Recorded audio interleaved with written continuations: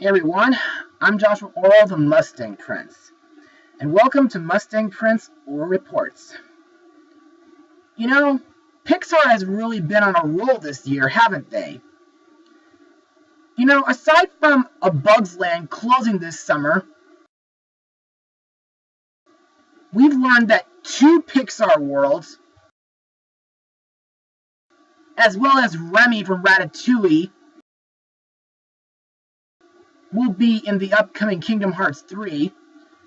Toy Story Land at Disney Hollywood Studios is close to opening this month. And of course, the current Pixar Fest at Disneyland Resort is doing awesome. And I'm one of many Disney fans who are deeply excited for Pixar Pier and the Incredicoaster's opening next week.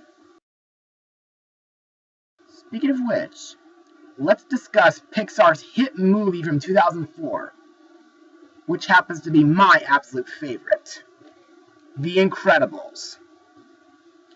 In this Pixar animated film, married superheroes Mr. Incredible and Elastigirl are forced to assume mundane lives as Bob and Helen Parr after all superpowered activities have been banned by the government.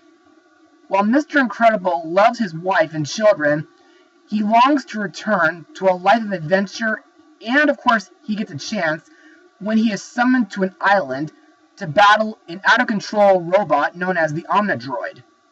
Soon, Mr. Incredible is in trouble, and it's up to his family to save him.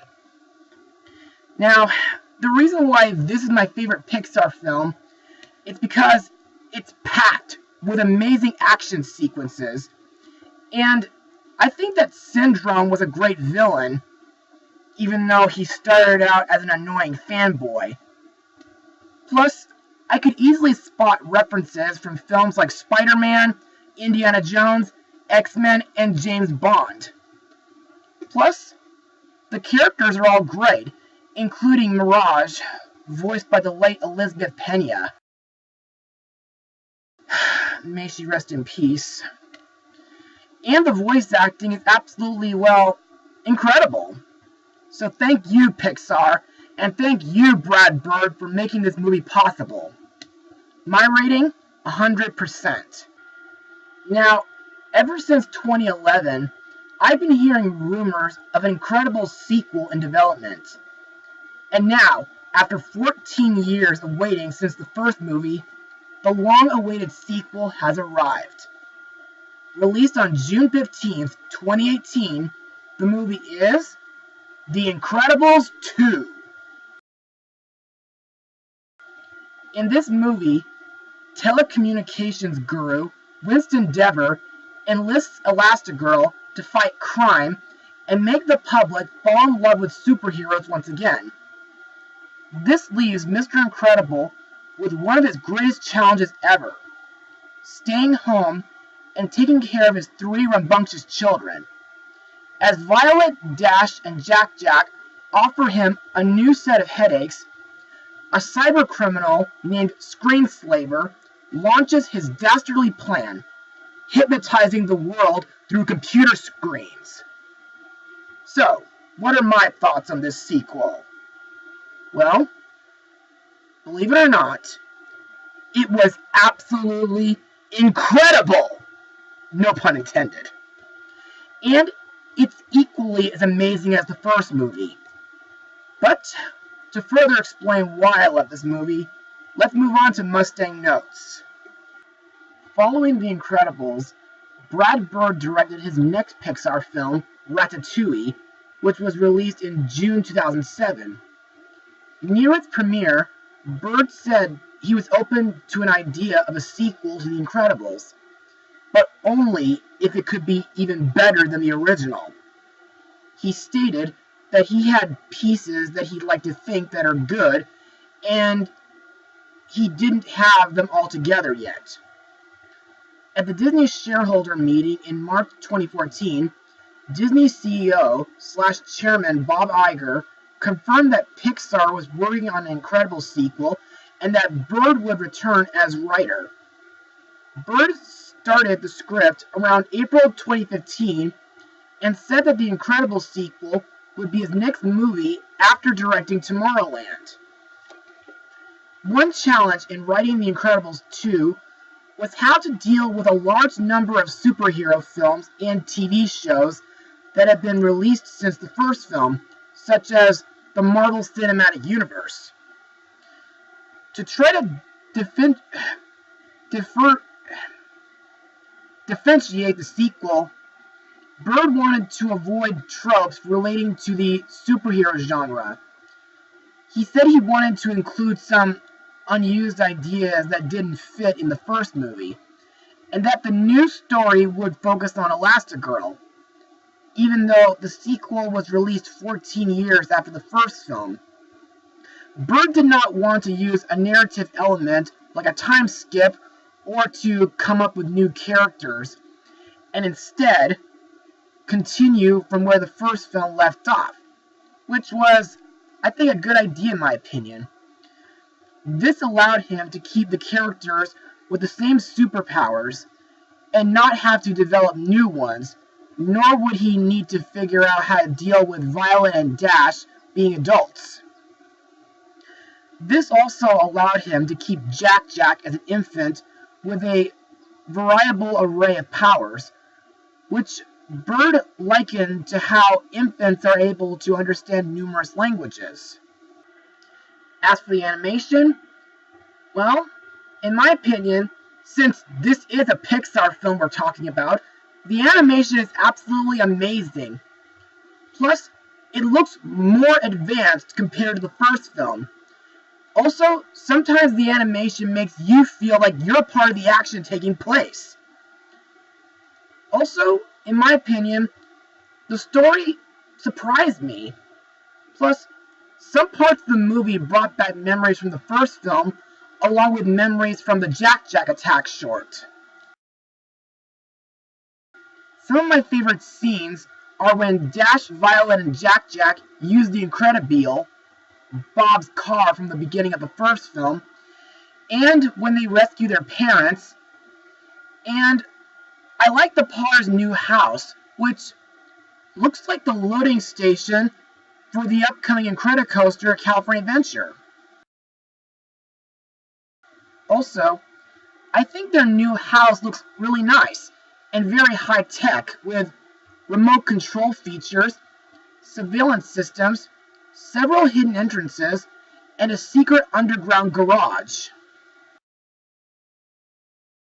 Now, let's talk about the mysterious new supervillain, Screenslaver. This character uses hypnotism to manipulate people from a distance using computer screens with hypno patterns and hypno goggles. To me, this character makes me think of a supervillain with similar abilities, Mesmerella from the Incredibles comics. Plus, his outfit reminds me of Harry Warden from My Bloody Valentine. Also, his first quote that he says in this film, "Welcome back, Elastigirl," which happens after Helen stops a runaway train, reminds me of a similar quote that Ghostface said in Scream 4. Also, his apartment looks absolutely, well, creepy in my opinion. Anyway, now that we're done with Mustang notes, let's move on to the characters and the voice actors who brought him to life. Our main lead, Elastigirl, aka Helen Parr, is once again voiced by Holly Hunter, best known for films like Copycat, Home for the Holidays, Little Black Book, and Batman v Superman. Now, Helen has the ability to stretch her body into many shapes and forms. I really liked Helen's role in this movie, because, in my opinion, I think she's brave, strong-willed, and very clever when it comes to crime fighting. Plus, I I think her new Elasticycle looks really cool. Also, I liked the scenes where she saved a runaway train and rescued the ambassador from her helicopter. Next we have Helen's husband, Bob Parr, aka Mr. Incredible, once again voiced by Craig T. Nelson, whom I remember from Blades of Glory. Bob possesses super strength and limited invulnerability. In this film, Bob is left at home with his 3 kids to navigate the day-to-day heroics of normal life. Man, talk about parental pressure. Bob and Helen's daughter, Violet, is again voiced by Sarah Vowell. Violet can become invisible and project force fields for limited lengths of time. In my opinion, Violet is very relatable because, believe it or not, I was Violet's age when the first movie was released. Also, I like that Vi is no longer shy and insecure. In this movie, Violet is strong, responsible, brave, and protective of her brothers.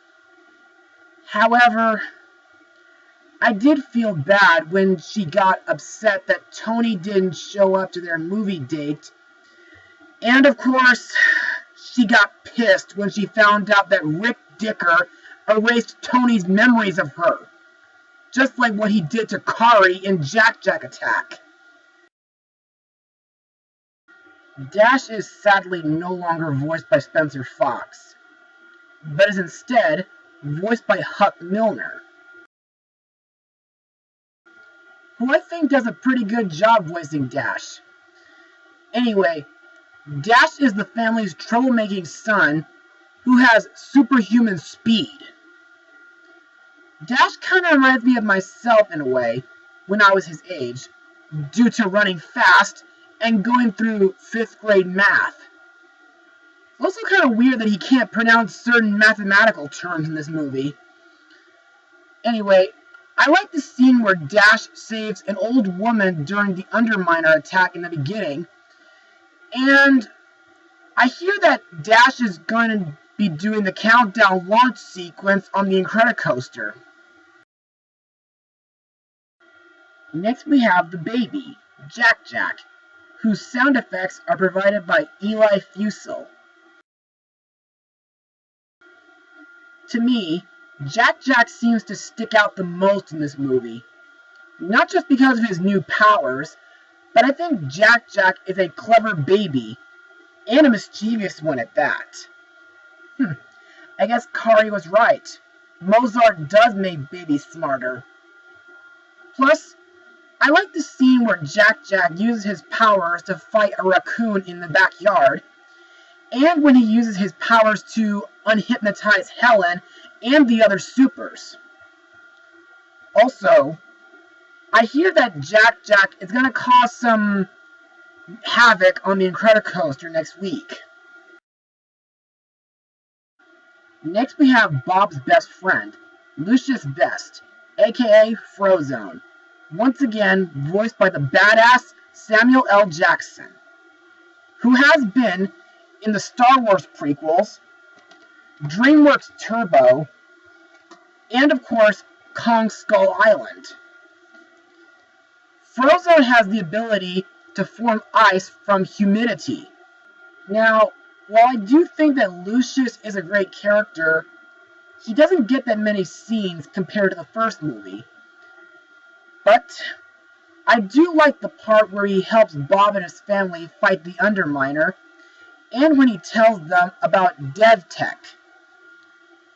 Also, I liked the part where he tries to protect the kids from the hypnotized supers. However, the only thing that disappointed me was the fact that we still don't get to see his wife Honey on screen. Next up is hero fashionista Edna Mode, voiced by director Brad Bird. To me, I think Brad Bird is absolutely hilarious as E. And I like that she has made some upgrades to Jack Jack's supersuit. And she invented a tracker in case Jack Jack went into another dimension. Now let's talk about the new characters, starting with Winston Dever, voiced by Bob Odenkirk, whom I talked about in my blog of Hell and Back. Winston is a superhero fan who leads a world-class telecommunications company known as DevTech, along with his sister Evelyn, who I'll get to later. Anyway, Winston wants to bring back the supers by revamping the public's perception of them. In my opinion, Winston seems like a nice and fun guy, and I think his motivation to bring back supers is actually pretty clever. Also, I think it was really nice that Winston gave the Pars one of his houses. Plus, his backstory on what happened to his parents was actually very tragic. Next we have Winston's sister, Evelyn, voiced by Catherine Keener, who got to be in the first Percy Jackson movie, as well as a certain DreamWorks movie that I really despise with a vengeance. Evelyn is a technological genius who has never encountered a problem that she couldn't solve. In my opinion, Evelyn is a highly intelligent woman, and I think she and Helen have a lot in common. Kind of like Judy Hopps and Dawn Bellwether from Zootopia. But, in reality, Evelyn is the real identity of Screenslaver, which kind of makes me think of Gwen Grayson, aka Royal Pain from Sky High. Evelyn's motivation for being a supervillain is because she hates supers and believes that the world and her family would be better off without them. In other words, she sees supers as a threat to humanity's independence. So, her evil plan is to use her hypnotic technology to brainwash the world's leaders in order to make sure that superheroes stay illegal, while falsely supporting her brother. Also, I think she was pretty clever to cover her tracks by having a pizza guy dressed like Screenslaver. And, of course, the scene where she puts Helen in a freezer makes me think of what Dr. Doom did to Mr. Fantastic in the 2005 Fantastic Four movie. Other members of the cast include Jonathan Banks, Sophia Bush, Phil Lamar, Isabella Rossellini, and Michael Bird. And now, let's move on to my final words. Overall, The Incredibles 2 is an amazing sequel. It has great animation and awesome action sequences. Also, having Elastigirl as the main character was a pretty nice idea. Bob, along with Dash and Violet, get some nice character development, including Jack Jack. Several scenes in this movie bring back memories from the first Incredibles movie. Also, Winston Dever was a friendly businessman and a great supporting character. The new superheroes featured in this movie were pretty interesting, and the villain Evelyn, aka Screenslaver, was quite a surprise. This movie is definitely a must-watch for everyone who loved the first Incredibles film, and this movie makes me even more excited to ride the Incredicoaster at Disney California Adventure as soon as it opens next week. And so, I give this film the highest rating of 100%. Well, that's it for today, everyone. Now let's see what Pixar is going to give us next. Wow, First, the toys are getting a level in Kingdom Hearts 3, and next year, they're getting a new ride at California Adventure, and getting a 4th movie. Awesome! Anyway, be sure to join me tomorrow for my 2018 Father's Day blog. Mustang Power!